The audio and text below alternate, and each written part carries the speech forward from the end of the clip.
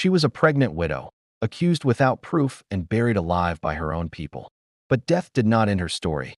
Her ghost returned, carrying grief, rage, and an unborn child's cry. One by one, the village paid for its cruelty. Some sins never stay buried. If you enjoy African folk stories filled with mysteries, betrayal, and justice, subscribe, like, and comment where you are watching from and join us as the story begins. Umuokoro was a village that looked peaceful only to strangers. To those born of its soil, the land breathed memories, some kind, many cruel, all unforgettable. The earth was red and soft, stained by generations of footsteps and secrets. Every compound stood on ground that had heard prayers, cries, and confessions whispered into dust. Tall irako and ogbono trees circled the village like ancient guards. Their roots twisted deep underground, as if gripping stories that refused to be forgotten. During the day, sunlight poured generously over Umuokoro. It kissed the rooftops, warmed the clay walls, and gave the illusion of safety. Women moved gracefully through narrow paths, babies tied to their backs. Their laughter floated briefly before dissolving into routine silence. Men gathered at the village square, voices firm and confident. Yet behind their words lived fear, fear of the unknown, fear of the ancestors, fear of change. Children chased one another barefoot, unaware of fate's slow approach.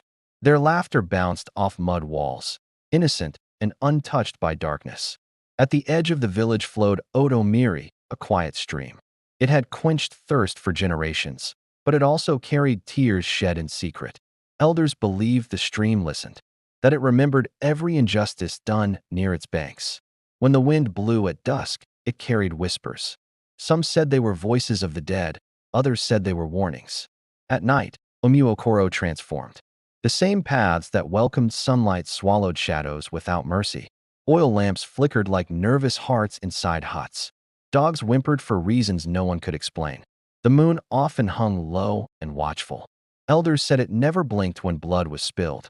Tradition ruled Umuokoro more than law. Custom was treated as truth, even when it strangled compassion. The villagers feared the anger of the gods more than the pain of the living. They believed sacrifice kept balance, no matter the cost. Long ago, stories were told of spirits who punished cruelty. But with time, people stopped listening to the lessons and remembered only the fear. Umuokoro prided itself on order. But order built on silence is always fragile. Beneath the calm surface lay jealousy, suspicion, and unspoken resentment. And all it needed was one vulnerable soul to explode. That soul was already among them, walking slowly, quietly, with grief in her eyes. The land knew it before the people did. Something terrible was coming. The ancestors stirred. The earth waited. And Umuokoro, unaware of the weight of its next choice, continued breathing, unaware it was about to bury its own future. Adaeze had not always walked with her head bowed. Once, her laughter was as free as the harmattan wind that swept through Umuokoro at dawn. Before grief found her, she was known for her bright eyes and gentle smile. People said she carried kindness the way others carried pride. She was married to Chikwudi, a hard-working farmer whose hands smelled of earth and hope. Together, they dreamed small dreams, enough food, a healthy child, a peaceful life. When Chikwudi died suddenly after a strange fever, the village mourned loudly. But mourning never lasts long when fear replaces love. Adaeze became a widow overnight. Her wrapper turned black, and silence became her closest companion. She cried quietly, never wanting to disturb the spirits. In Umuokoro, grief was allowed, but only within limits. Weeks later, when her belly began to swell, tongues began to loosen. Some women counted months with their eyes and whispered numbers under their breath. Adaeze herself was afraid, not of the child, but of the world she was bringing the child into. At night, she sat alone in her hut, rubbing her belly gently. She spoke to the unborn life as if it could already understand sorrow. "My child," she whispered, "you must be strong." Her voice cracked, heavy with unspoken fear. Each morning, she fetched water from Odomiri. Her steps were slow, her breath uneven. Some women greeted her with forced smiles. Others turned their faces away like she carried a disease. Children stared at her stomach with curiosity. Their innocence was the only kindness she received without pain. Adaeze never complained. She believed endurance was a form of prayer. She worked harder than before, pounding yam despite the ache in her back. Sweat mixed with tears she refused to let fall. Elder women muttered that pregnancy should not follow death so closely. They spoke of imbalance and curses. Men began to avoid her eyes. It was easier to look away than to defend her. Adaeze felt the shift, but said nothing. Silence had become her shield. Sometimes, at dusk, she visited her husband's grave. She knelt in the red soil and spoke softly. "Chukwudi," she would say, "they are afraid of us." The wind answered, but the dead did not. She dreamed often, dreams of bloodied earth and crying babies. She woke up shaking, clutching her stomach. The village priest, Elder Okori, noticed her dreams reflected in his own. He claimed the ancestors were restless, and whenever fear meets ignorance, someone must pay. Adaeze became that payment in waiting, a living sacrifice marked by grief. Yet, despite it all, she remained gentle. She still shared food when she had little. She still greeted those who despised her. Her heart had not hardened, only bruised. What she did not know was that kindness does not always protect the innocent. Sometimes, it makes them easier to destroy. The land watched her closely. The ancestors listened. And somewhere between tradition and cruelty, Umuokoro began preparing its hands for blood. Whispers do not arrive loudly. They creep, soft as smoke, slipping into ears that are already afraid. It began near Odo Miri, where women gathered each morning to fetch water. Their voices were low, but their eyes were sharp. One woman spoke first, pretending concern. "Have you noticed how Adaeze's belly grows too quickly?" Another nodded, adjusting her wrapper. Death had not even settled before life returned to her womb. They spoke as though counting days gave them authority, as though grief followed a timetable. Soon, the whispers gained confidence. What began as curiosity turned into accusation. They said a pregnant widow disrupted the balance of the land. They said her womb carried misfortune. Some claimed they saw strange shadows follow her at night. Others swore her footsteps never made sound. Fear dressed itself as wisdom. Ignorance wore the crown of tradition. The men heard the whispers in fragments. They pretended not to listen, but they did. At the village square, conversations paused when Adaeze passed. Silence screamed louder than insults. Children were warned not to play near her hut. "She carries bad luck," mothers said without shame. Adaeze felt the shift in the air. Greetings became cold, smiles thin. She walked faster now, shoulders hunched. Her shadow felt heavier than her body. Even the dogs barked at her differently, as if sensing what humans refused to admit. Elder Okori began having dreams, dreams soaked in fear. He saw fire, blood, and a crying woman. Instead of questioning the dream, he questioned Adaeze. Because fear prefers a face to blame. He spoke to the elders in secret. He warned them of ancestral anger.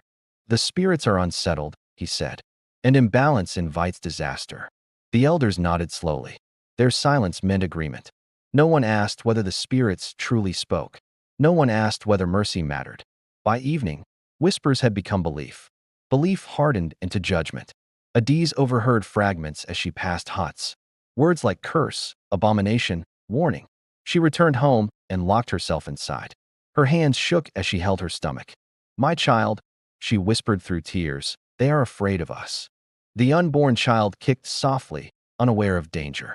Adaeze smiled weakly through her pain. That night, the moon hid behind clouds. Even the sky seemed unwilling to witness what was coming. Fear had found its victim, and Umuokoro, guided by whispers, was already sharpening its cruelty. The elders of Umuokoro did not meet during the day. They waited until darkness made hard decisions easier to swallow. One by one, they gathered beneath the ancient Irako tree. Its wide branches stretched like arms that had witnessed too much. Oil lamps flickered between them, casting shadows on aged faces. Those shadows looked like spirits listening in silence. Elder Namdi, the oldest among them, cleared his throat.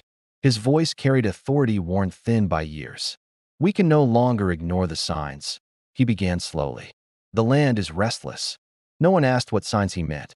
Fear had already supplied the answers. Elder Okori, the priest, held his staff tightly. His hands trembled despite his attempt to appear calm.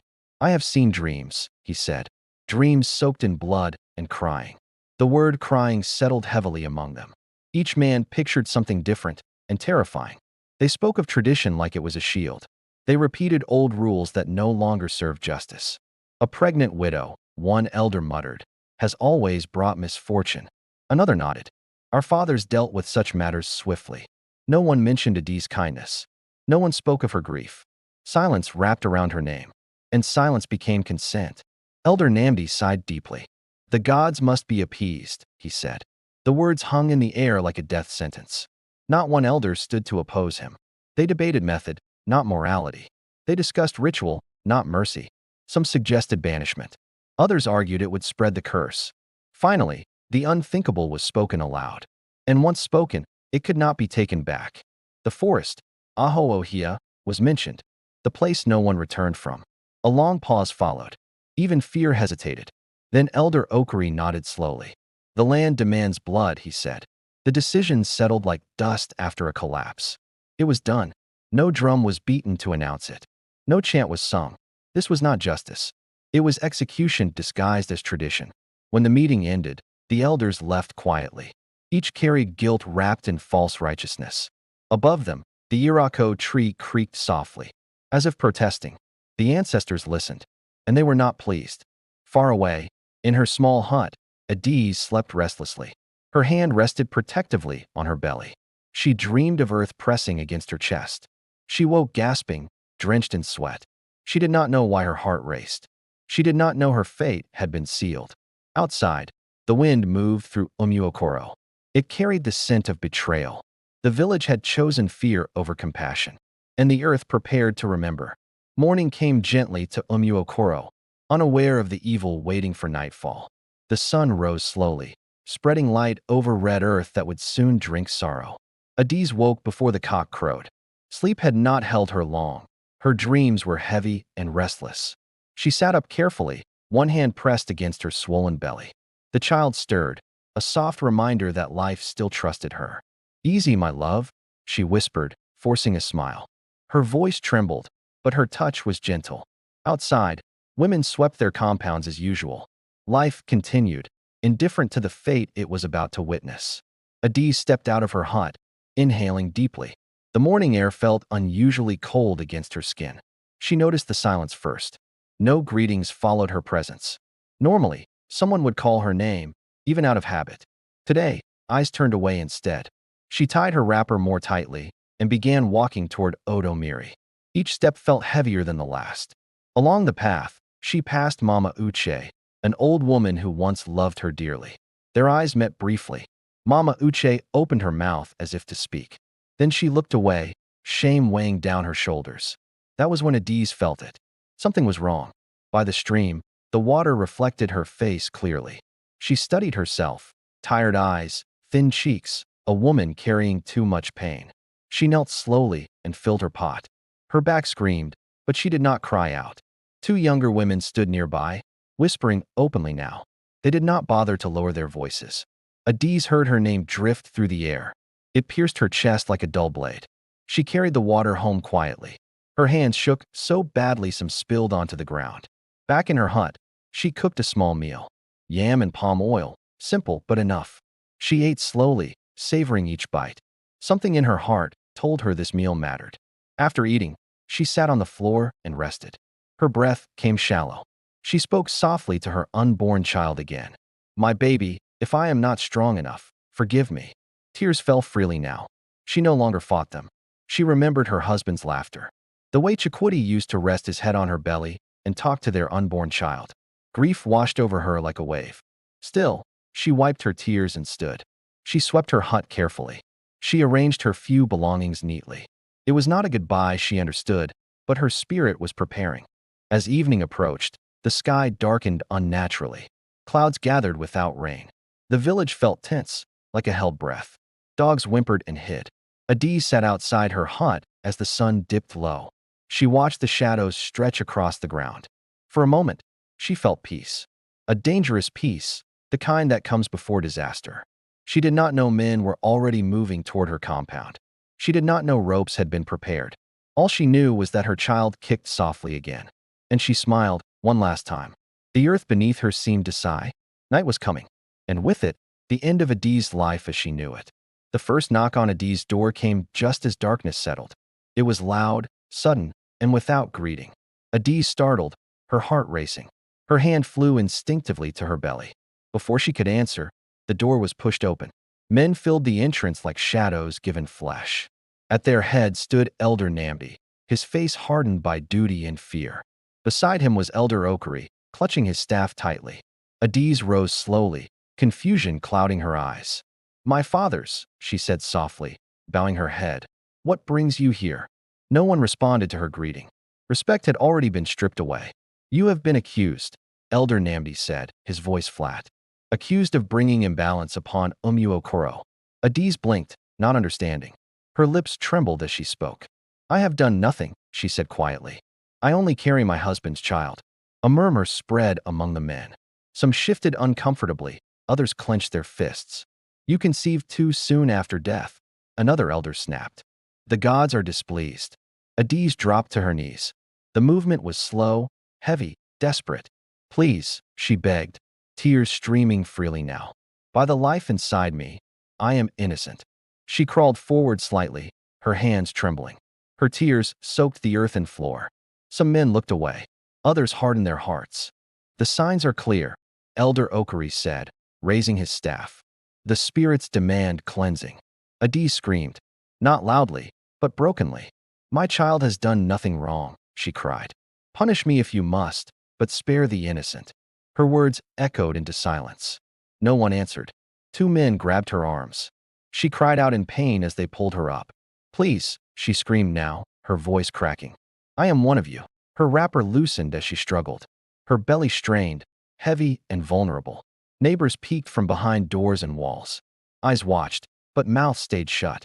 No one stepped forward. Fear had chained them all.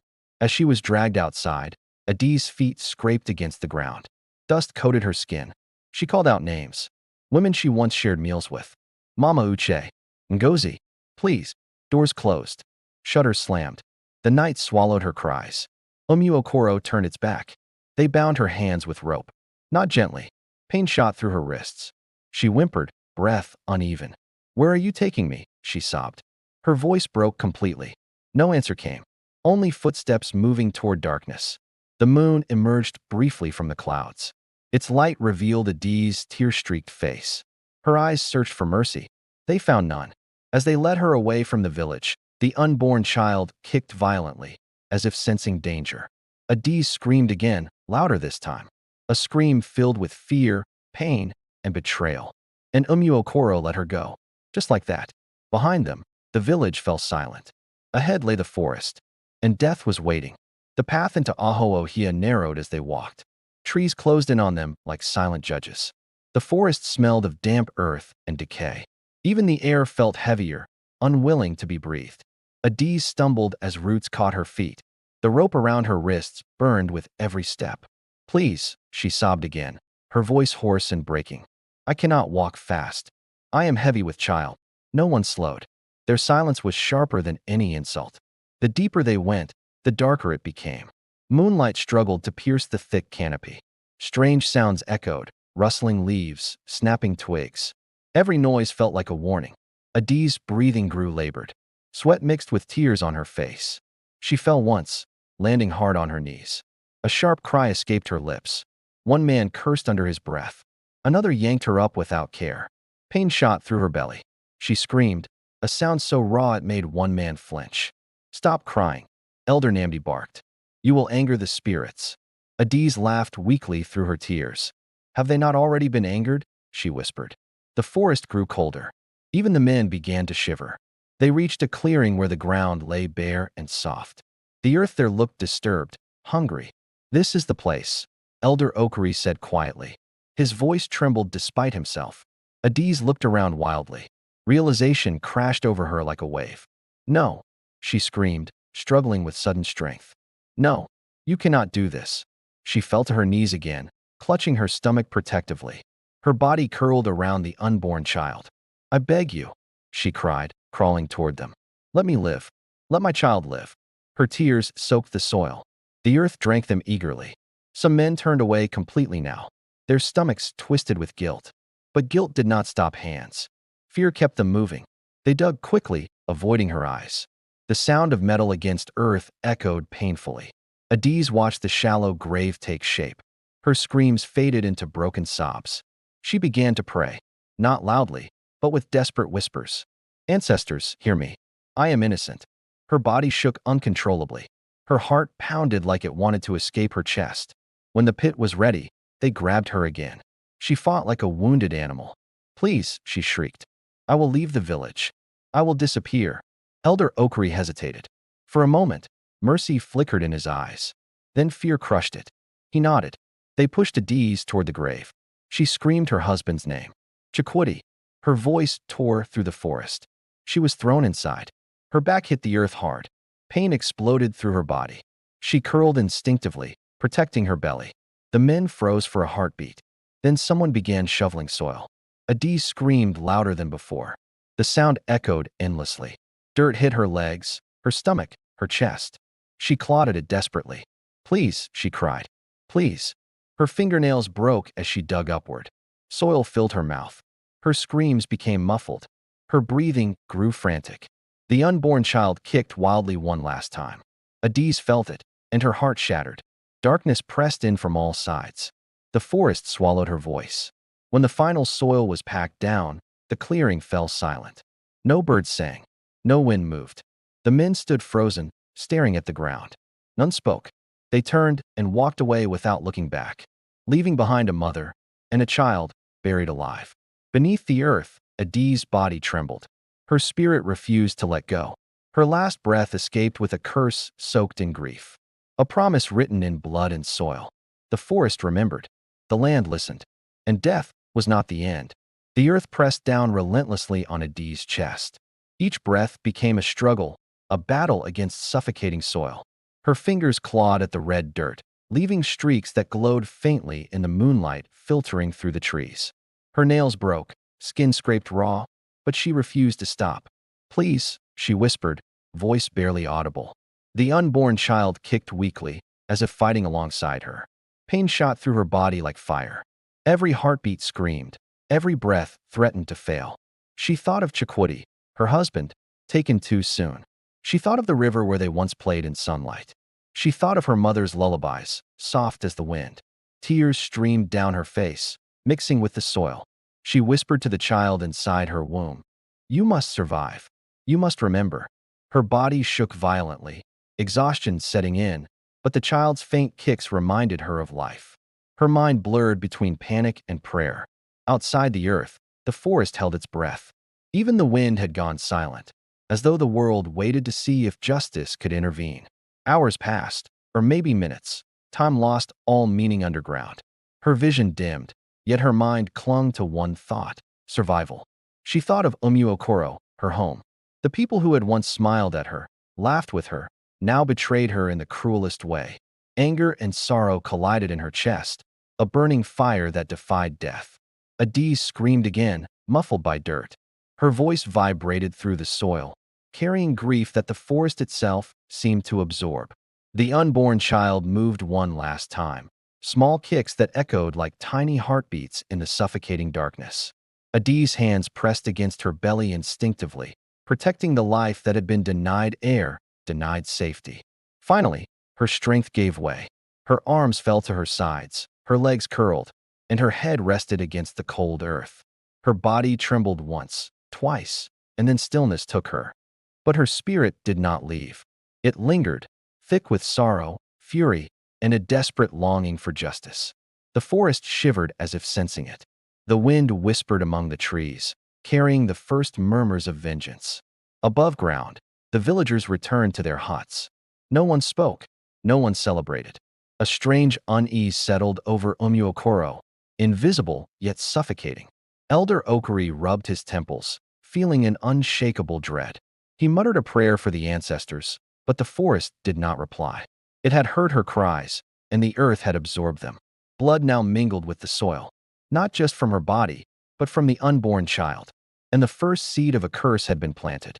From beneath the earth, Adaeze's spirit stirred. It would not rest, could not rest, until the debt was repaid. The clearing, once quiet, seemed alive in silence. Shadows shifted unnaturally. The soil over the grave puffed faintly, as if breathing. Somewhere, a crow cawed in the distance. loud, shrill, a messenger in the night. The village dogs whimpered and refused to sleep. Umuokoro had buried a life, but it had awakened something darker. And death, in its finality, had only just begun. 3 nights after Adaeze was buried alive, the village of Umuokoro began to notice changes. At first, they were subtle, small, almost dismissible. Water in Odo Miri, usually clear and sweet, became murky. Villagers whispered that the stream now tasted of iron and sadness. Chickens began dying mysteriously. No illness could explain their stiff necks, cold bodies, or the way they stared blankly at the sky before falling. The elders murmured prayers, shaking beads in desperate rituals. But even their chants sounded hollow, swallowed by the thick air of dread that hung over the village. At night, women claimed they heard crying, soft at first, like a baby's whimper, then rising to a wailing that seemed to come from everywhere and nowhere. Some children were found awake in the middle of the night, staring at dark corners of their huts. "Who is there?" their mothers would ask. But the children never answered. They only shook and whispered a name that chilled the adults' hearts, Adaeze. Even the men began to feel it. A cold pressure in their chests, a weight in the air that made their breath shallow. Some awoke in the middle of the night, certain they had seen a shadow glide silently across the square. Elder Okari, the village priest, began losing sleep. He had heard whispers of the forest's spirits before, but now the voices were clear in his dreams. A woman cried out in the darkness, calling the names of those who had wronged her. In his hut, he saw her, faint, ethereal, but unmistakable. A figure with a swollen belly, eyes burning with grief and fury. He tried to speak, tried to pray, tried to warn the others, but the words stuck in his throat like thorns. By the 4th night, the villagers could no longer ignore the signs. Crops wilted overnight, as if the soil itself had rejected them. Dogs howled at nothing. Doors slammed in empty huts, and shadows danced along walls in impossible shapes. Even the strongest men began to whisper to one another. "They say she walks now," one murmured. "She is not dead." And fear spread faster than fire across dry brush. It was not the fear of punishment by the gods they had once known. It was a new, raw, intimate fear. A fear that looked like someone they knew, someone they had wronged, staring back at them with eyes full of sorrow. The first death followed soon after. Elder Namdi, who had led the decision to punish Adaeze, was found in his hut, cold and lifeless. His eyes were wide, frozen in terror. No mark was found on his body. No illness could explain it. Only the horror etched upon his face. The village realized then, with a collective shudder, that Adaeze had returned. Not as the woman they had known, but as something more powerful, more sorrowful, more terrible. Her grief had become a weapon, her injustice a storm. At night, the wind carried her cries clearly now. The unborn child, too, seemed to cry in the soil. And the villagers, for the first time, understood the price of their fear and cruelty. Whispers spread through Umuokoro once more, but this time with panic. They spoke not of suspicion, but of warning. "Do not go near the forest. Do not speak her name aloud. She is among us, watching." Even the bravest men began to tremble. The village square, once a place of conversation and trade, became silent. Even the children stayed close to their mothers, shivering in blankets at night, whispering prayers. And in the forest, hidden beneath the trees where no mortal dared go, Adaeze's spirit moved. Softly at first, like mist over the soil, but always watching, always listening, always waiting. The first signs had arrived. The haunting had begun. And Umuokoro, blind with fear and guilt, had no idea the full measure of what was coming. 3 nights had passed since Adaeze was buried. Umuokoro slept uneasily, the wind whispering through trees as if warning them. Dogs refused to sleep, huddling under huts and growling at shadows. Even the birds were silent, their nests empty as if the forest itself had grown cold. In the square, men gathered under the faint glow of a dying fire. Elder Namdi rubbed his temples and whispered prayers that felt hollow in his mouth. The children began waking at midnight, their eyes wide and unblinking. They pointed toward the darkness and whispered the name Adaeze, trembling as if the shadows themselves had spoken to them. At the edge of the forest, the stream Odo Miri churned strangely. Where once it flowed clear and gentle, now the water appeared dark and thick, reflecting sorrow instead of sunlight. Women who went to fetch water returned with pale faces. They spoke in hushed voices of muffled cries, of soft sobbing drifting across the clearing as if someone unseen had been walking beside them. Even the men felt it. A strange pressure in their chests made it hard to breathe. The wind seemed to carry whispers only they could hear. Elder Okari, the village priest, began to see visions in his dreams. Adaeze appeared to him, faint and glowing, her swollen belly visible beneath tattered clothing. Her eyes burned with grief, her lips moving in silent accusation. He awoke, drenched in sweat, beads cold against his skin. The whispering followed him even into the day. He tried to speak, tried to warn the others, but the words stuck in his throat, heavy and impossible to form. By the fourth night, the village could no longer ignore the omens. Crops wilted overnight, their leaves blackened and curling. Chickens dropped dead in their pens, necks stiff, eyes staring blankly at nothing. Doors slammed on their own hinges.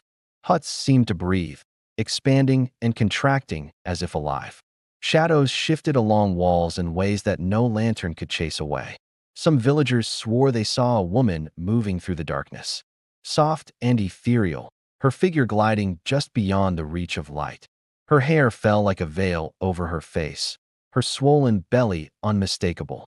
Even Elder Namdi, boldest of them all, trembled as he muttered under his breath. "She is not gone," he whispered. "Death has not claimed her fully." That night, a sudden shriek tore through the village square. Windows rattled, doors flew open, and the villagers ran to see. A lone dog lay dead, eyes wide with terror, mouth open in a silent howl. The wind carried a sob, and faintly, impossibly, the sound of a child's cry came from beneath the soil. Elder Okari collapsed on his knees, clutching his beads. The visions in his dreams were no longer dreams. They were warnings, and they were true. The villagers began speaking Adeeze's name only in fear. Her story, once buried, was alive again. Her grief had become a force that no one could ignore. The forest seemed to lean closer to the village that night. Branches stretched like arms reaching, leaves rustled like whispers of accusation. The air felt heavier, the earth darker, as though the soil remembered the injustice it had witnessed. In her grave, Adeeze's spirit stirred. Her hand pressed against the dirt, the first faint touch of life pressing upward. The unborn child's small kicks echoed in the silence of the night, a heartbeat calling back the mother it had yet to meet. Above ground, the village huddled in their huts. Fires burned low, shadows flickered across faces pale with fear. No one slept, no one dared step outside. Every creak of wood, every rustle in the leaves, every sigh of the wind carried Adeeze's presence. She was near. She was watching. She was waiting. And deep inside the villagers, a terror had begun to grow. A terror that was not just fear of ghosts, but fear of the justice they knew was coming. The first signs had arrived. Adeeze's spirit was returning.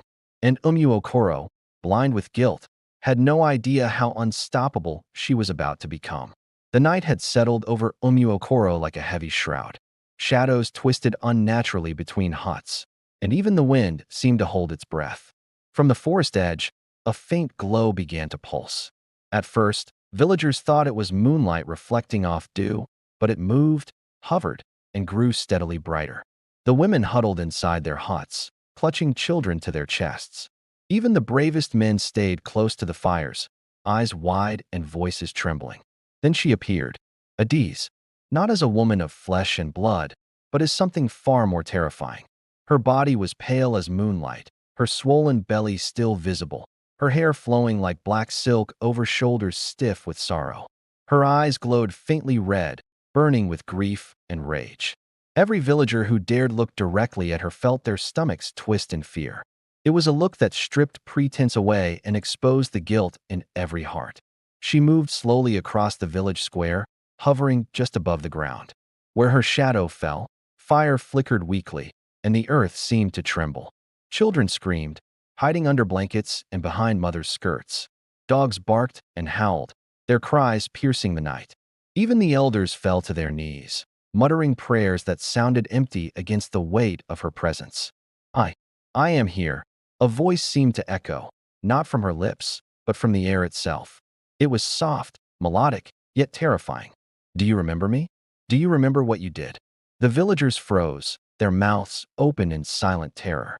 Some tried to speak, but fear froze their tongues. Some ran, only to trip over unseen roots or stumble into walls. Adaeze raised her hand slowly. Her fingertips brushed the air, and suddenly, lanterns sputtered and went out. The fires died, plunging the village into near-complete darkness.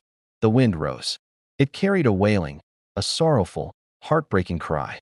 It was Adaeze's voice, the unborn child's cries, the echo of betrayal all mixed together. Elder Namdi fell backward, clutching his chest as his knees way. "Mercy," he whispered, but it was swallowed by the wind.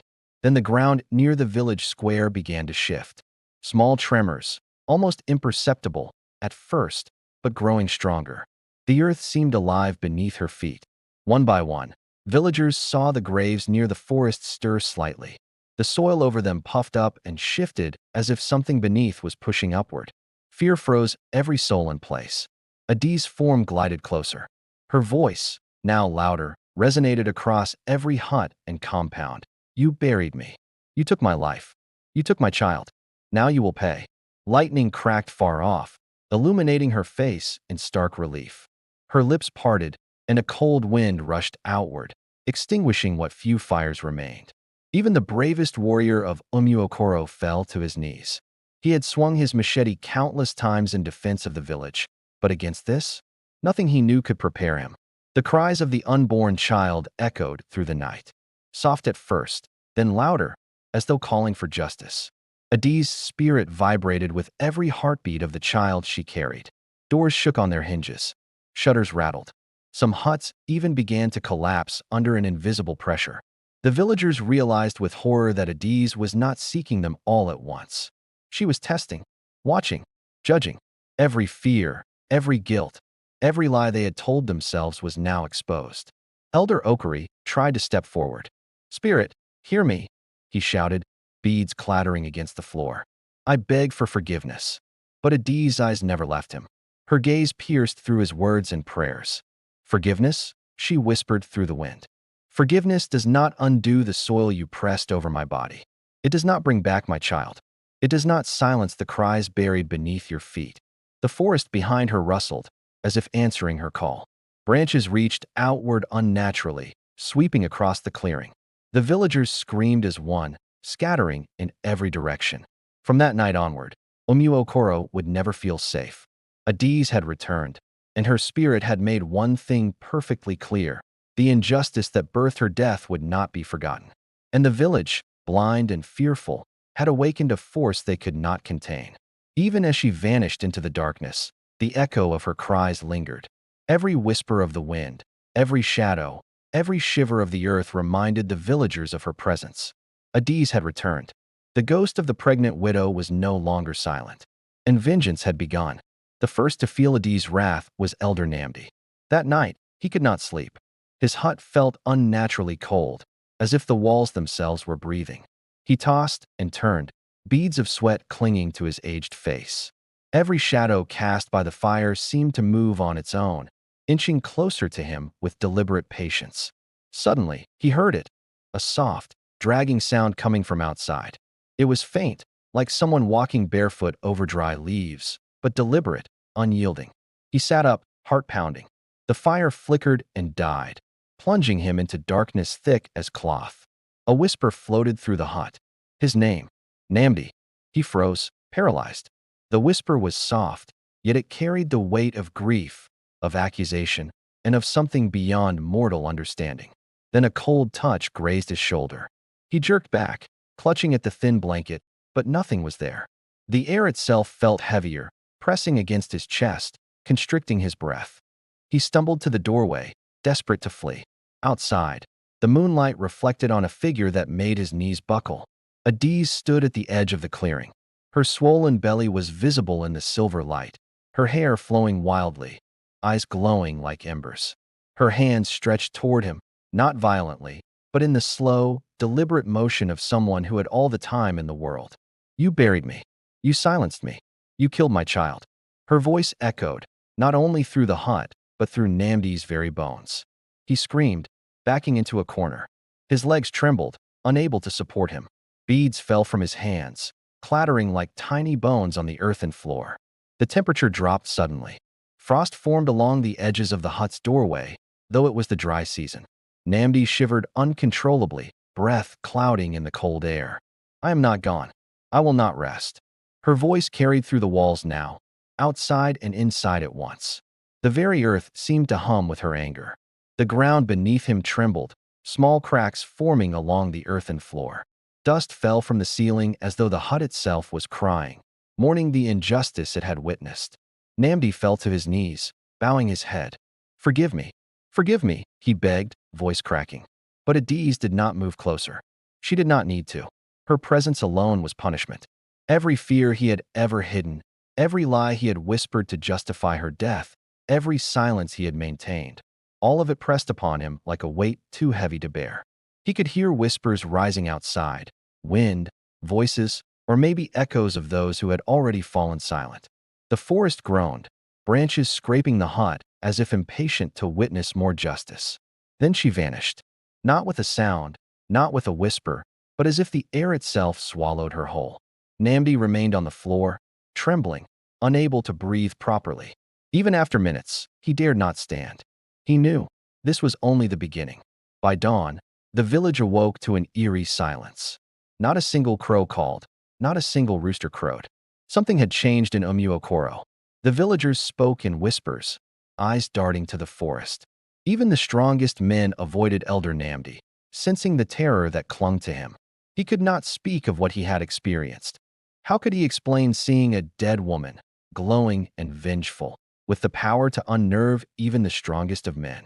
And elsewhere, deeper in the shadows, Adaeze's spirit waited.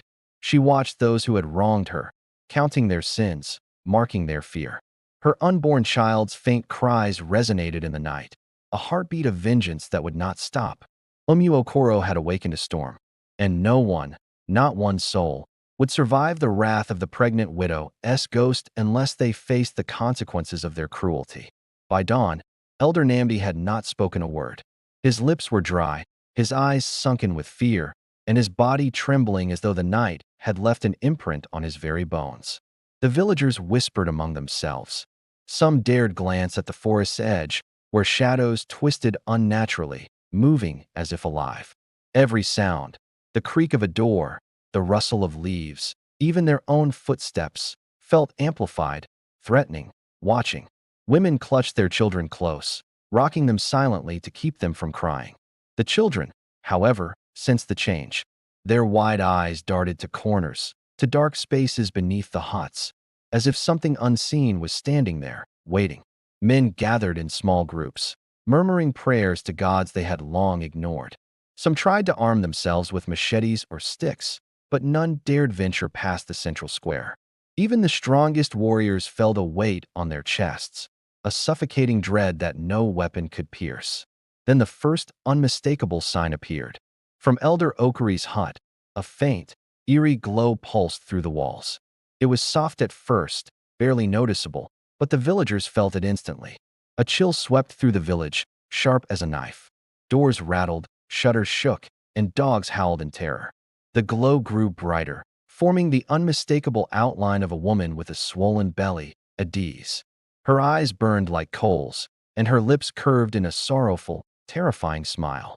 She raised her hand slowly, pointing toward Elder Okari. The ground beneath him quaked slightly, dust rising as if the earth itself obeyed her command. The elder fell to his knees, clutching his beads. "Mercy, mercy," he begged, voice cracking. But Adaeze did not move. She only watched, her gaze cutting through him like a knife. Outside, villagers screamed. Children ran, mothers clutched their babies, men dropped weapons in panic. The air itself seemed to shiver, carrying the soft wail of a child crying beneath the earth, the unborn child that had been denied life. Then, as if answering her command, strange events unfolded across the village. Chickens fell dead in their pens, eyes wide and necks stiff. Fires sputtered and died. Huts groaned, their walls trembling. The wind picked up, carrying a whisper that seemed to come from everywhere at once. Justice has arrived. Elder Namdi tried to speak, tried to rally the villagers. But no words came. His tongue felt frozen, his throat dry. Fear had rendered him powerless. Adaeze's figure moved silently through the village. She passed through walls, hovered above the earth, her presence bending reality itself. Where her shadow fell, crops wilted. Where her gaze lingered, livestock shivered and refused to eat. The villagers began to panic. They screamed, they ran, they hid, but no hiding place was safe. Every hut, every corner, every shadow seemed to carry her presence. Elder Okari's hut was the epicenter. The walls shook violently as she hovered near, her sorrowful cry rising into a wail of fury. The beads in his hands shattered, scattering across the floor. He fell forward, gasping for air, as if the very weight of her grief pressed upon him. The child, he whispered, clutching at the floor. I cannot undo it. Adaeze's voice cut through the night, calm yet terrifying. You cannot undo what you have done. You buried me. You silenced me. You destroyed my child. Now you will feel my sorrow. Now you will know what it is to live in fear. Outside, the forest trembled, leaves rustling violently as if the trees themselves were alive. A low, mournful cry echoed across the village square, the sound of grief and anger intertwined. Some villagers fainted. Some fled into the forest, only to return hours later, screaming incoherently. And some, unable to escape the terror, cowered in their huts, praying that the spirit would pass them by. But Adaeze's wrath did not pass. She was patient, deliberate, and unyielding. Her vengeance had begun, and Umuokoro, blind with fear and guilt, had awakened a force they could not control. The night stretched endlessly. Every whisper of wind, every shadow on the wall, every trembling of the earth reminded the villagers Adaeze had returned. She would not rest, and no one who had wronged her would survive unpunished. The morning after the first night of haunting, Umuokoro was quiet, unnaturally quiet. Even the birds had gone silent, and the air felt heavy with dread, as if the village itself was holding its breath. Elder Namdi could barely stand. His body trembled, and his hands shook as he tried to light a fire. The soot from the unlit hearth seemed to cling to his skin, smearing his hands black like the weight of guilt he carried.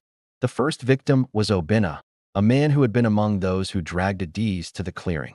He was working in his yam field when he felt a cold breeze wrap around him like a living thing.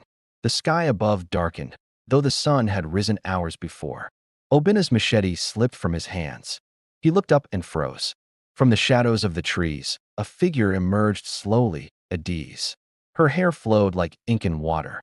Her swollen belly glowed faintly in a ghostly light, and her eyes burned red with sorrow and rage. The wind carried a soft, chilling cry, the unborn child calling, a heartbeat echoing through the open field. Obinna tried to run, but his feet would not move. The earth beneath him seemed to clutch at his ankles, rooting him in place. He fell to the ground, terror ripping through him. Adaeze floated toward him silently. Her voice, soft but unmistakable, reached his ears. You took my life. You silenced me. You destroyed my child. Now you will feel my sorrow. Obinna's screams filled the air, sharp and unrelenting.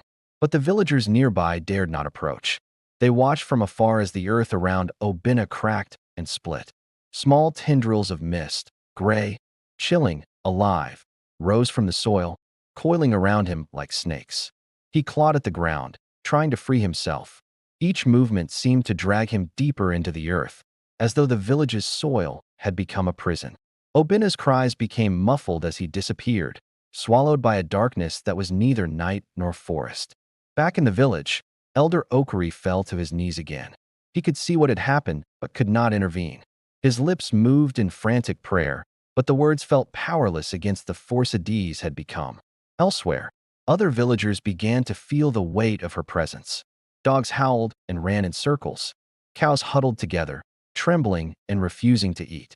The air carried the faintest wails of a baby, Adaeze's child, blending with the wind, echoing across every hut. That evening, Mama Uche, who had once been Adaeze's friend, felt a cold hand brush her shoulder as she knelt by the river. Water rippled unnaturally, reflecting her terrified face. She looked up and saw Adaeze standing on the opposite bank, hovering above the water.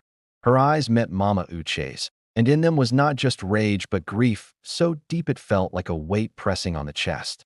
You knew, you saw, and you did nothing. Now you will remember. The wind howled around her, carrying screams that were both Adaeze and the unborn child's. Mama Uche could not move. Her feet seemed rooted to the muddy bank. The water licked her toes, cold as ice, creeping up her legs with unnatural speed. She tried to scream, but no sound came from her throat. Inside her hut, the fire died completely, leaving the room in darkness that pressed on the walls. The shadows seemed to pulse, moving like living things. Every whispered apology Mama Uche tried to speak was drowned by the wailing carried from the forest. By nightfall, the village knew Adaeze's vengeance was no longer abstract. It was not just a haunting. It was a force that hunted, that punished, that would not rest. The villagers huddled in their huts, trembling, whispering her name in fear. Some wept openly. Some prayed frantically. Some simply stared into the dark, too afraid to move, too terrified to breathe. And above it all, the forest seemed to watch.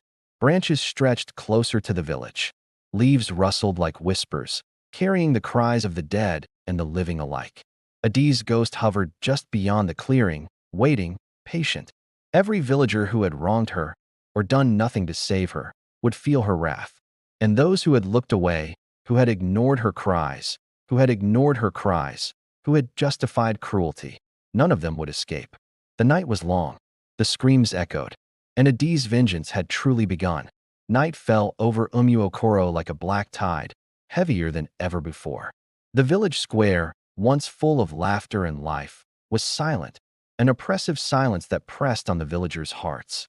Inside their huts, families huddled together, clutching children to their chests. The air was cold and thick, as though it carried the weight of the grief that had been buried along with Adaeze.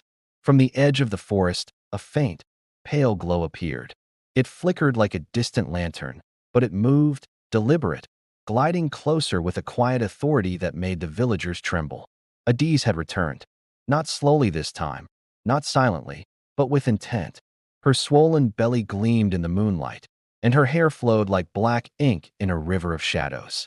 Her eyes burned red, piercing through every hut, every door, every frightened gaze. The first victim of the night was Obioma, a woman who had once laughed at Adaeze's plight.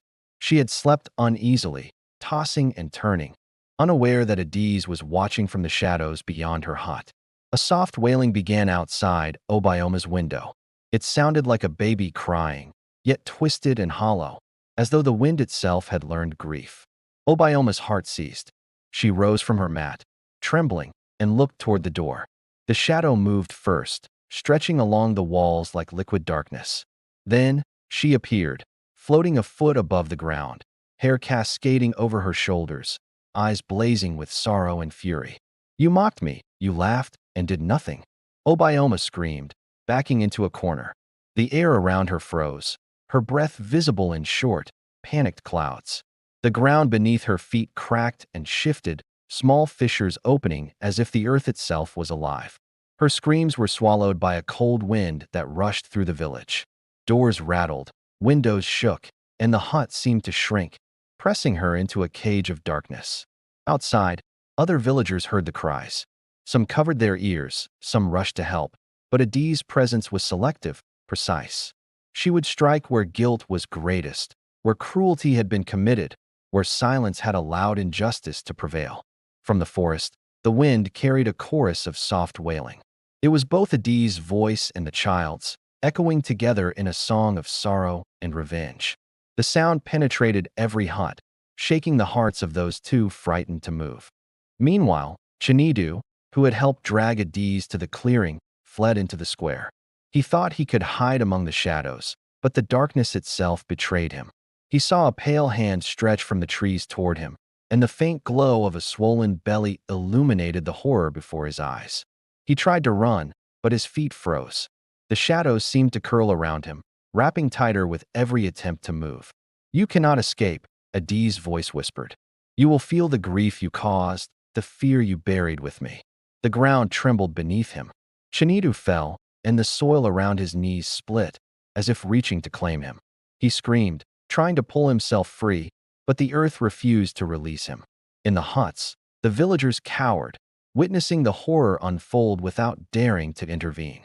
Elder Okari wept silently, beads clattering as he fell to his knees, begging for mercy. But mercy no longer existed in Umuokoro. The pregnant widow's ghost had awakened fully. Outside, the wind rose, carrying whispers of the dead. Branches clawed at walls, shadows slithered across floors, and the cries of the unborn child echoed endlessly. The night stretched on like an eternity. No one slept. No one dared move. Every sound, the creak of wood, the whine of the wind, the crackle of distant trees, felt like a warning. By midnight, the village knew the truth. Adaeze's vengeance was no longer selective, it was sweeping. No one who had wronged her, no one who had stood silent while she suffered, would be spared. And in the darkness, Adaeze hovered above the village square. Her eyes scanned every hut, every shadow, every trembling heart.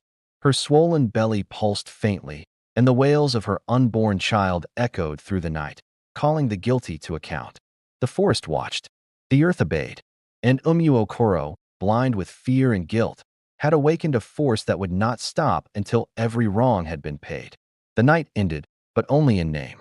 For those who survived, the terror of Adaeze's vengeance would linger forever. Night fell once more on Umuokoro, but it was no ordinary night. The air was thick, heavy, as though it had absorbed the grief and anger of Adaeze, refusing to let the villagers breathe. Huts that had stood for decades groaned under a strange, unseen weight. Beams creaked, roofs shuddered, and some collapsed entirely, sending dust and debris into the cold, moonlit night. The villagers huddled in the remaining shelters, whispering prayers they had forgotten long ago. Children clung to their mothers, eyes wide with terror, hearts racing. Even the strongest warriors could not muster courage. Every sound, every shadow, felt like Adaeze's hand reaching for them. From the forest, the glow appeared again. Faint at first, like a dying lantern, then growing brighter, moving deliberately through the village paths. Her swollen belly glimmered like a pale moon, and her hair whipped around her shoulders in a wind that seemed alive. Her eyes burned, red-hot and sorrowful, and the villagers froze, paralyzed. Elder Okari whispered her name, voice shaking. "Spirit, hear me. We repent, forgive us." But Adaeze did not move toward him. She moved toward the guilty. The first to fall that night was Afani, a man who had once cursed Adaeze publicly, mocking her cries for help. He was in his hut when the shadows began to stretch unnaturally across the walls. He screamed as the shadows took shape, coiling around him, suffocating him, pressing the life from his chest. Outside, the earth trembled violently. A small fissure opened in the ground near the village square, twisting toward Afani's hut like a dark, serpentine hand. He fell to the floor, clawing at the ground, but the earth itself held him tight. Adaeze hovered above, silent, watching, patient. Her voice finally broke the night, soft yet piercing. "You laughed as I cried. You watched as I was buried alive. Now you will know my sorrow." The wind howled through the village, carrying the faint wail of her unborn child. It was a sound so raw, so desperate, it made even the bravest men shiver uncontrollably. Elsewhere, Ngozi, who had hidden during the events that led to Adaeze's death, suddenly felt a cold grip around her ankles. She fell to the ground, screaming as she tried to pull herself free, but the soil beneath her seemed alive, rising and twisting. The shadows from the trees stretched toward her, almost tangible, almost solid. Her cries mingled with the wails of the other victims. The villagers could hear them, but no one dared help. Even the men who had once prided themselves on courage stayed frozen, huddled in corners, praying for the night to end. Adaeze's ghost moved silently through the village. She did not need weapons. Her presence alone commanded the earth, the air, the shadows, and the wind. Every flicker of light, every rustle of leaves, every faint sound of the night carried her judgment. The fire in the village square flickered and died, leaving only the pale glow of her body illuminating the terror-stricken faces. Branches scraped against walls, as if the forest itself had joined her. Dogs whimpered and ran aimlessly, colliding with huts, yelping in terror. Even Elder Okari realized the village was breaking apart, not just physically, but spiritually. The guilt, the fear, and the sorrow had become a tangible force. Adaeze had awakened something deeper than revenge. She had awakened the wrath of the wronged, a force that would not rest until every debt was paid. By midnight, the village had begun to crumble entirely. Huts lay in ruins, small fires burned unattended, and the screams of the guilty echoed endlessly. Adaeze hovered above, her eyes scanning the remaining survivors. Her swollen belly pulsed faintly, glowing with the sorrow and rage that no burial could erase. The wind carried her voice once more. Justice will be served. None will escape. None who buried me alive will rest. The villagers knew then they could not run. They could not hide. The ghost of the pregnant widow had returned, unstoppable, and her vengeance would consume them all. Even the children, huddled under blankets and pressed to their mothers, seemed to sense the truth. No lullaby could soothe them. No prayer could save them. And above it all, Adaeze floated in the center of the village square, a pale, sorrowful, and terrifying figure. She had returned fully, and Umuokoro would never be the same. The village had been reduced to trembling ruins. Huts lay in splinters, fires smoldered weakly, and the cries of the terrified echoed through the darkness. Elder Namdi sat slumped against the remnants of the central hut, beads scattered around him like broken teeth. His body shook uncontrollably, his mind trapped in a nightmare he could not escape. He dared not look at the forest, for he knew she was out there, waiting, watching. The glow appeared first as a faint pulse on the horizon. Then, like a storm, it grew, spreading across the square with deliberate intent. Adaeze had returned, not in whispers or shadows, but in full form, her swollen belly radiant in the moonlight, her eyes burning with grief and fury. Elder Okari tried to rise, clutching his beads, shaking his head. "Spirit, hear me. We are sorry. We repent," he shouted, voice cracking like dry wood. But Adaeze did not respond to pleas. Mercy was gone. There was only vengeance. She moved silently, hovering just above the ground. The wind around her screamed in tandem with the cries of her unborn child, a mournful chorus that chilled the heart. Each step she took seemed to bend the earth beneath her, raising small cracks and fissures that reached toward the guilty. Elder Namdi looked up, eyes wide in terror. Adaeze's gaze fixed on him. It was as if the sorrow of her death, the weight of the unborn child, pressed into his very soul. His body froze, limbs stiff, knees trembling. "You buried me. You silenced me. You watched me die. You," her voice cut through the night, soft yet sharp as steel. "You will feel everything." The ground trembled beneath him. Dust rose in choking clouds. The roots of nearby trees stretched like fingers, wrapping around his legs, pulling him toward the earth. Namdi screamed, pounding at the ground, but the soil would not release him. Elder Okari attempted to flee, stumbling through the rubble. But the shadows twisted and thickened, forming hands that gripped at his ankles and wrists. He fell, scraping his skin against splintered wood, and looked up into Adaeze's blazing eyes. She hovered above him, silent for a long moment. Then, a gust of wind slammed into the square, knocking Hut's remnants over like twigs. It carried a wail so mournful, so raw, it made the blood freeze in the villagers' veins. From the ruins of another hut, a small child cried, but even that sound seemed swallowed by the immense sorrow emanating from Adaeze. The villagers' eyes darted in every direction, but there was no place to hide. The pregnant widow's ghost had claimed the village as her own. Then, the earth itself answered her command. Cracks spread outward, swallowing beams, walls, and debris. Elder Namdi fell fully to the ground, clutching at the dirt as though it could protect him, but the soil twisted, rising like a living thing, and he was pressed into it, unable to move. Elder Okari's knees buckled, and he began to weep openly. He prayed to gods he had ignored for decades, pleaded for forgiveness he knew would not come. Adaeze's eyes softened for a moment. Not mercy, but understanding. Her grief was a storm, and all who had caused it would be swept away. She raised her hands slowly, and the wind intensified. Branches from the forest bent unnaturally, scraping the ground and slashing through debris. A deep, mournful cry emanated from beneath the village square, the sound of her unborn child trapped in the soil, echoing Adaeze's rage. The remaining villagers clutched each other, terrified beyond words. No one dared speak. No one dared breathe. Adaeze's presence alone sufficed to make the heart pound and the stomach twist. By the time the moon reached its zenith, Elder Namdi and Elder Okari were the only ones left in the square. The soil had shifted, cracks now forming unnatural patterns across the ground. Adaeze hovered above them, glowing faintly in the darkness, a spectral queen of sorrow and vengeance. Remember this night. Remember the screams you ignored. Remember the life you took. No one escapes justice. With that, a sudden gust of wind slammed through the square, knocking both elders to the ground. The earth quaked violently, splitting open in several places. Roots and soil twisted upward, reaching toward them, binding them, lifting them slightly, suspending them as if the earth itself had become her instrument of punishment. The villagers who dared peek from hiding places screamed. Some ran blindly, some tripped and fell, and some collapsed, paralyzed by terror. Adaeze's presence had not only claimed the leaders, it had shattered the very heart of Umuokoro. The pregnant widow's ghost floated above the square, her glow pulsing faintly like a heartbeat. Every villager, every shadow, every tree, and every gust of wind carried her judgment. Her vengeance had begun, and it would not end until every sin, every act of cruelty, and every whisper of silence against her had been accounted for. The night stretched endlessly.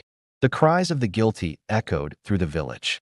Adaeze's unborn child's wails intertwined with hers, a mournful symphony of sorrow, rage, and justice that promised Umuokoro would never know peace again. The villagers of Umuokoro could no longer distinguish night from day. The sky remained a dim gray, as if the sun itself feared to shine upon the cursed village.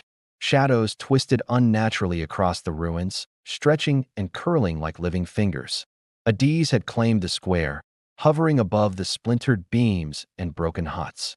Her swollen belly glowed faintly, a soft, ghostly light, and her hair whipped wildly in the wind, forming a dark halo around her face.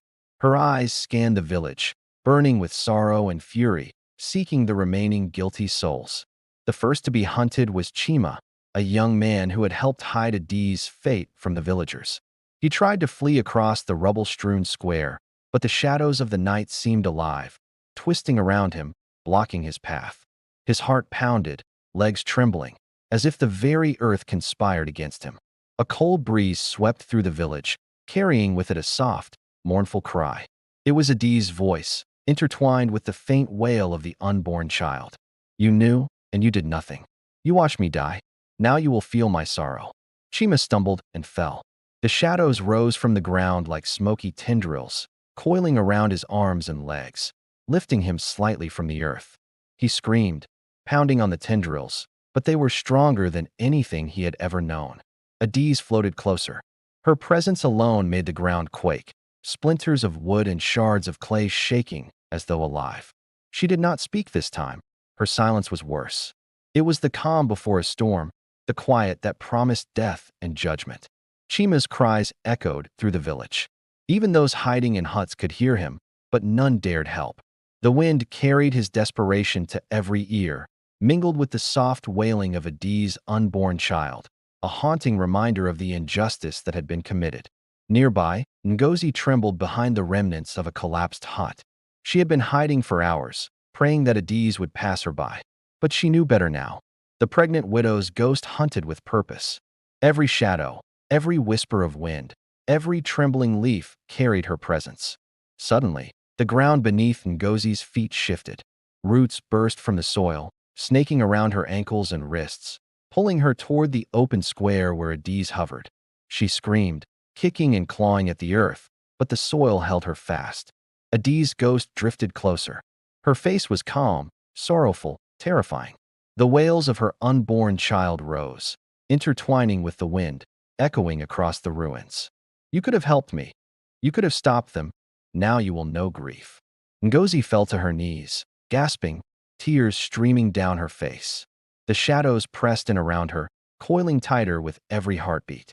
Her cries were swallowed by the wind, leaving only the echo of grief and justice.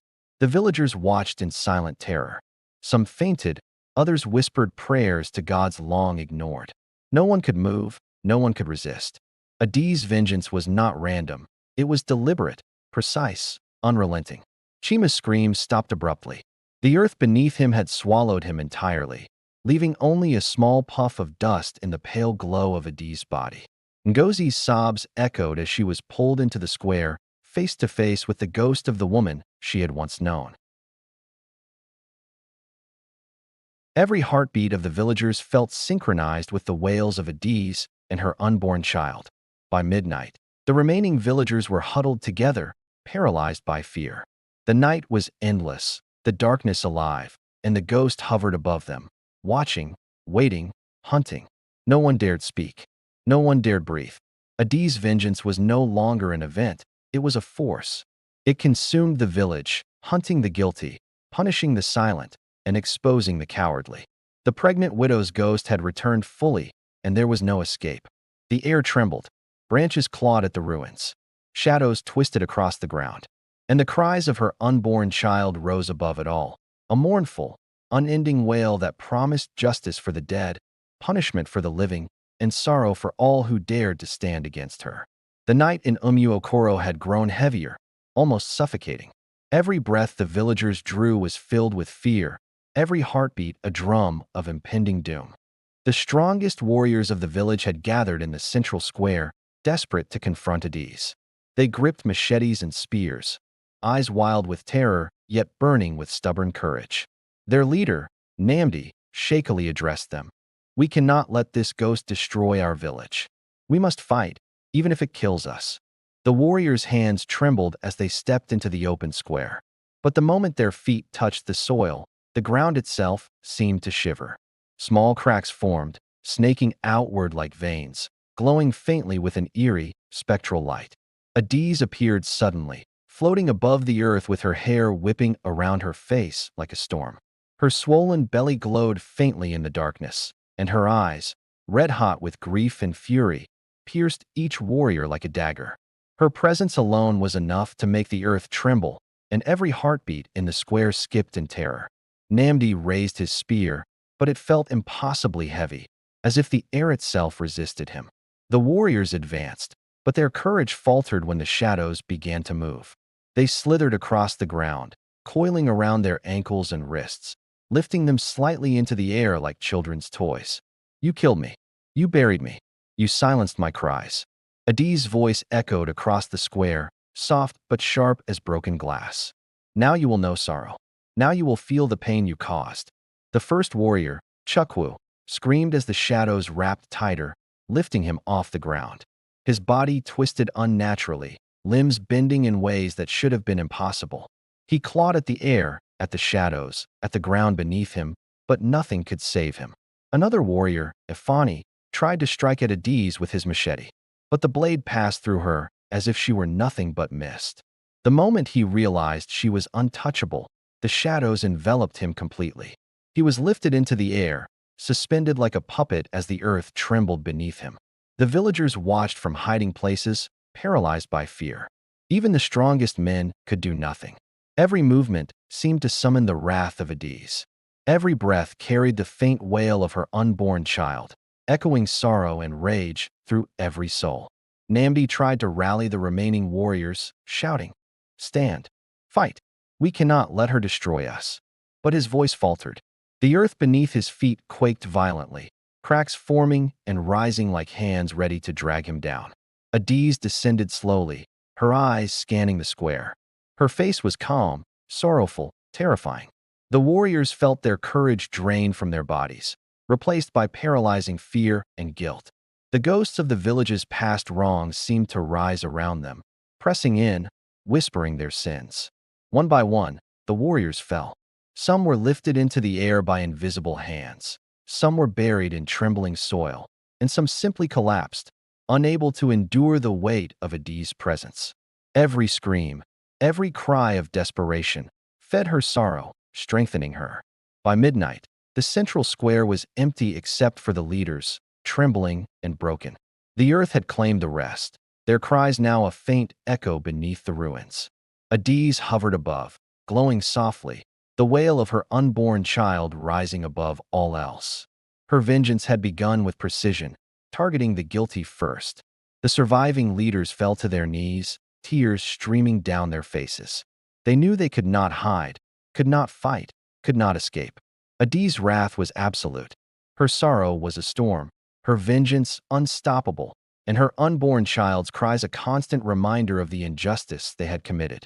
The village itself seemed to shiver, as if even the trees and earth recognized her power. Branches clawed at the sky, leaves rustled like whispers, and the shadows twisted toward the leaders like living things.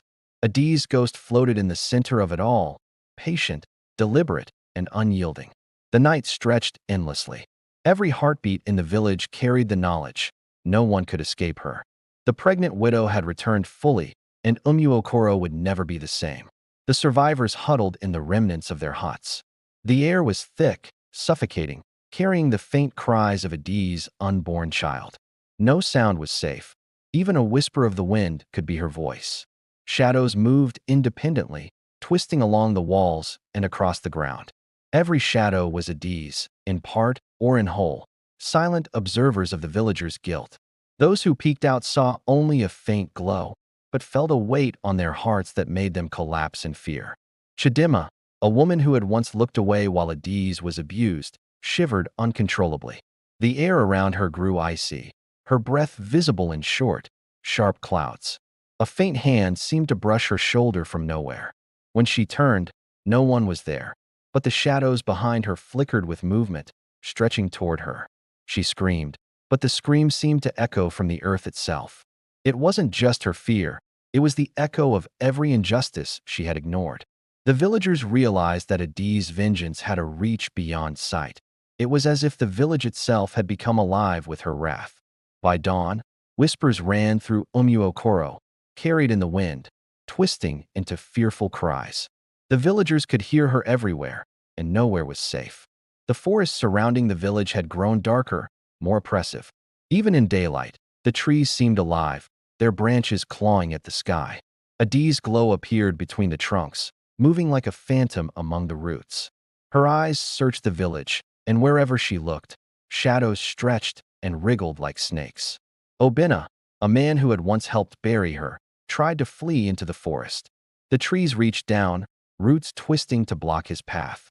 Leaves scraped his face, leaving small cuts, and the faint wails of her unborn child echoed through the undergrowth.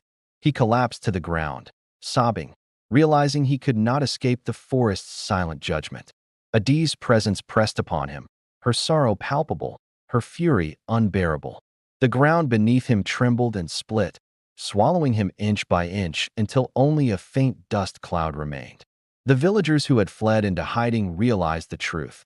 The forest itself was an extension of Adaeze's wrath. The river near Umuokoro, once calm, had become dark and unnatural.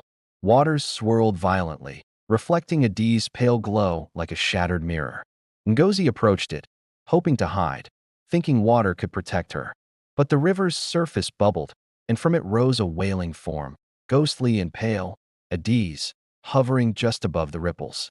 The water surged, pushing her toward the banks with unnatural force.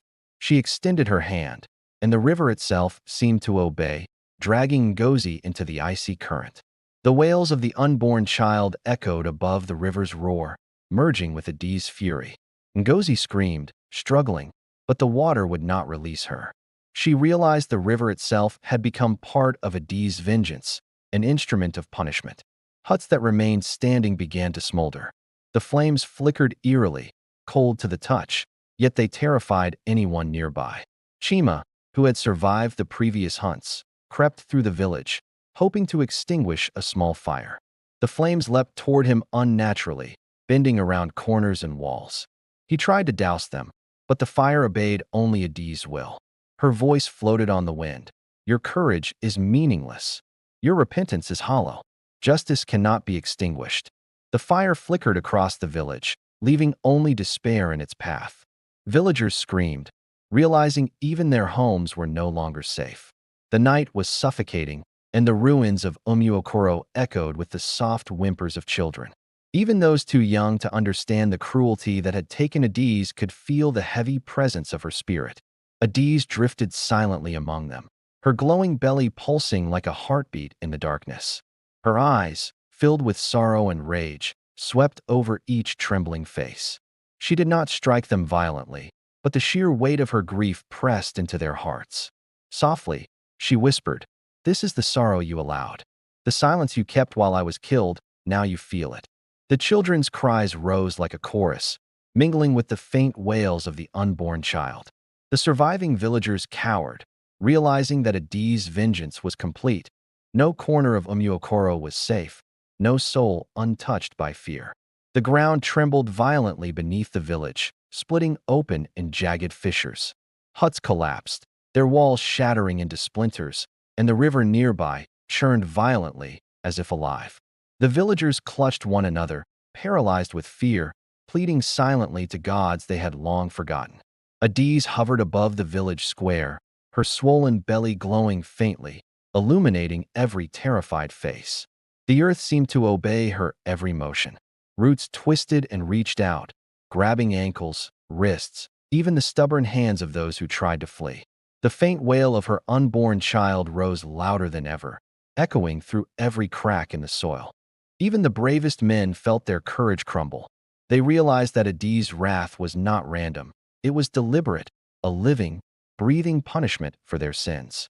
By midnight, Umuokoro itself seemed to shake with her sorrow and fury, and the villagers understood. Their world had been claimed by her. The shadows had grown unnatural, stretching along every surface. They twisted and writhed as if alive, moving toward the guilty without sound, without mercy. Adaeze floated above the village square, her presence immense, her sorrow palpable. Every flicker of the shadows reminded the villagers of the wrath they had unleashed. Those hiding in the ruins felt their hearts constrict, unable to breathe, unable to speak. Even the strongest leaders, once proud and fearless, fell to their knees. The shadows coiled around them, and the ground seemed to rise and twist like a living thing, lifting them slightly before dropping them with a shuddering force. The faint cries of Adaeze's unborn child echoed through the village, relentless and haunting. By the end of the night, only a handful remained, paralyzed, terrified, and awaiting their fate. Adaeze's vengeance had become absolute. Dawn never came. The sky remained a dull gray, heavy and oppressive, as if the world itself had abandoned Umuokoro.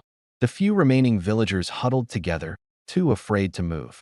Their faces were pale, their eyes wide, and their breath shallow. Even whispering felt dangerous. Adaeze's glow appeared between the twisted ruins, faint but unmistakable. She drifted slowly, scanning the remnants of the village, her eyes burning red with fury and sorrow. Every step she took made the ground tremble, every flicker of shadow a silent threat.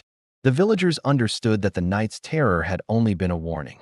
Her vengeance was far from over. It was deliberate, targeted, and merciless. The surviving elders tried to organize a defense, but fear had frozen them. Even their voices trembled as they called out prayers and names, hoping to appease the spirit. Adaeze descended slowly toward them, her swollen belly glowing faintly. Her eyes pierced through every plea, every lie, every half-hearted apology.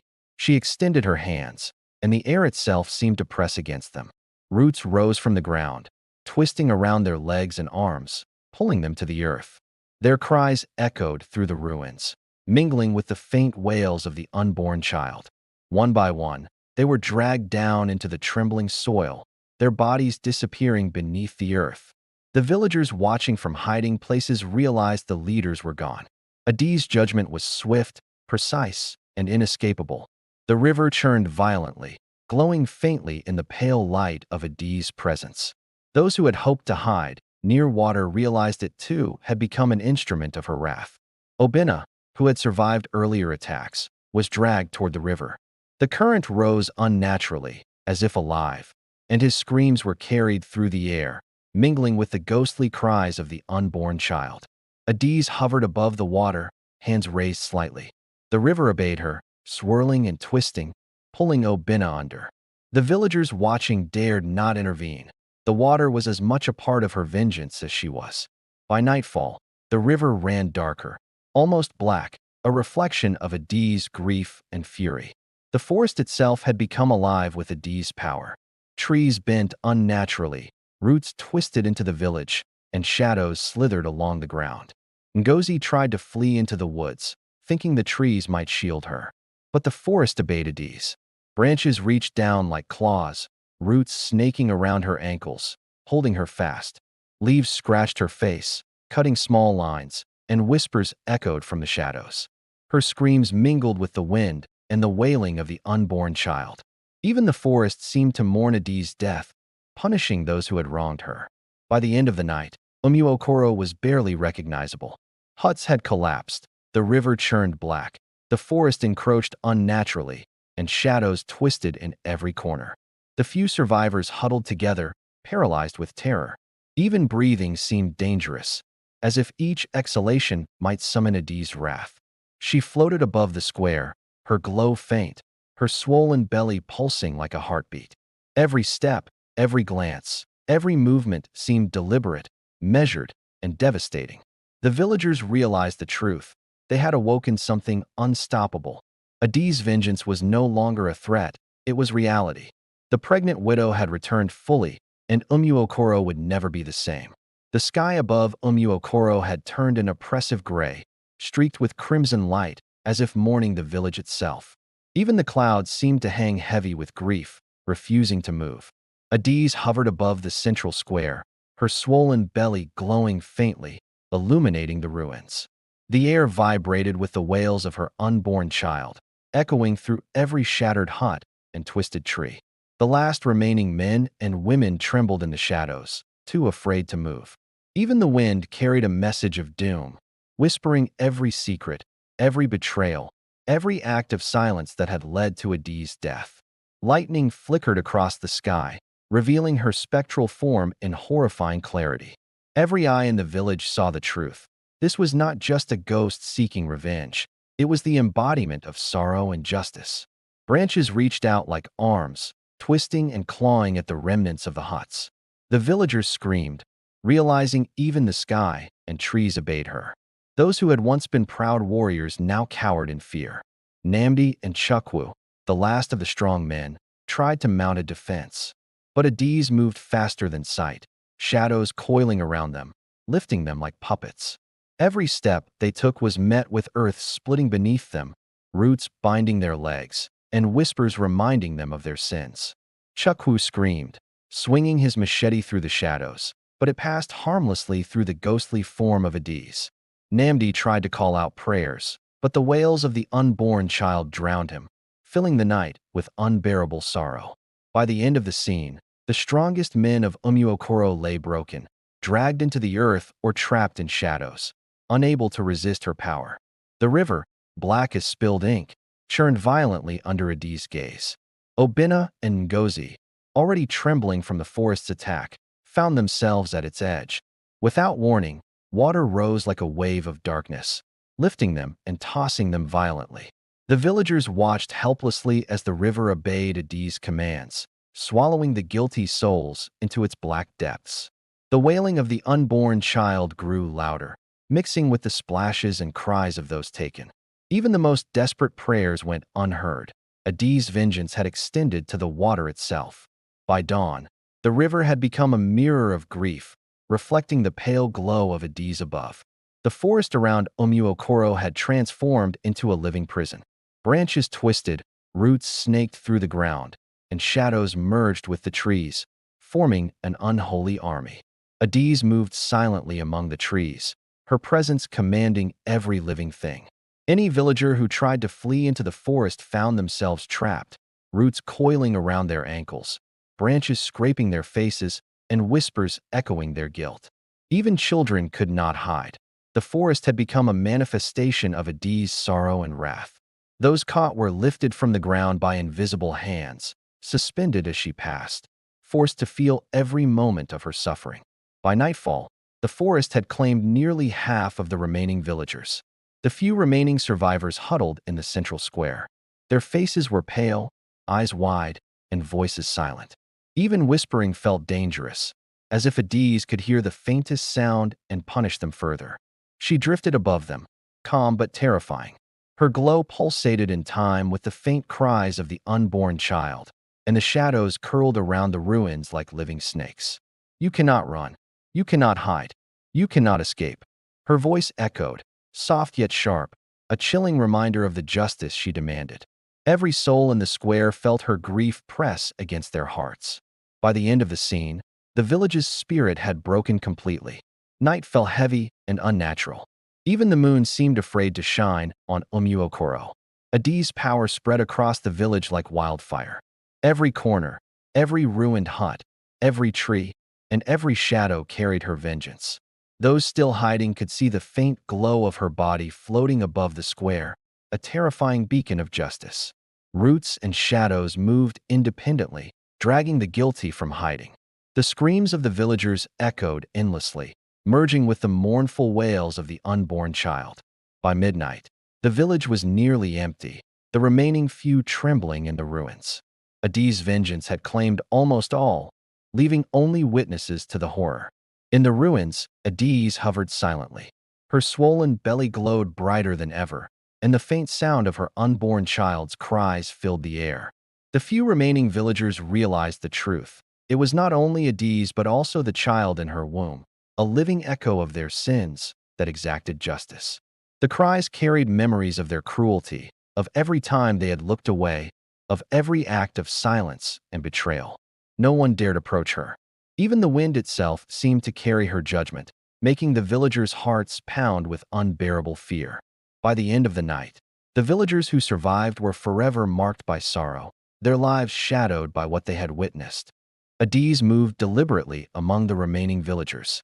Roots, shadows, and the trembling earth obeyed her like extensions of her will. Every attempt to flee was met with crushing force, dragging the guilty back into her presence. Ngozi and Chidinma, two of the last survivors, collapsed in tears, begging for mercy. But Adaeze's eyes burned with sorrow too deep to forgive.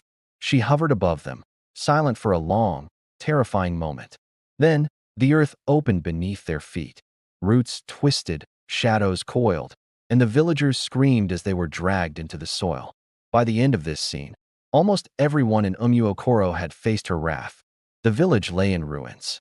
Broken huts, blackened earth, twisted trees, and dark rivers were all that remained. Adaeze hovered above, her glow faint now, her sorrow deep and eternal. The cries of her unborn child had faded, but the weight of grief lingered. The few survivors trembled, silent witnesses to the horror. They had seen the full fury of the pregnant widow, and nothing would ever erase what they had endured. Adaeze's ghost drifted toward the forest, disappearing among the shadows. The village was left in silence, broken, haunted, and forever changed. Years would pass, and the story of Adaeze would become legend. No child would play near the ruins without fear. No elder would tell lies without remembering her gaze. Her unborn child's wails were carried in the wind, a warning to those who wronged others. Umuokoro became a place of sorrow, haunted not just by a ghost, but by the weight of justice and grief. Adaeze's spirit had returned, punished the guilty, and left a scar on the village that time could never heal. The pregnant widow, killed and buried by the villagers, had risen for vengeance, and her story would never be forgotten. The shadows lingered in every corner. The wind whispered her name. The legacy of sorrow, rage, and justice endured. And so Umuokoro remained haunted forever by the ghost of the pregnant widow. Please subscribe, share, like, and comment for more videos.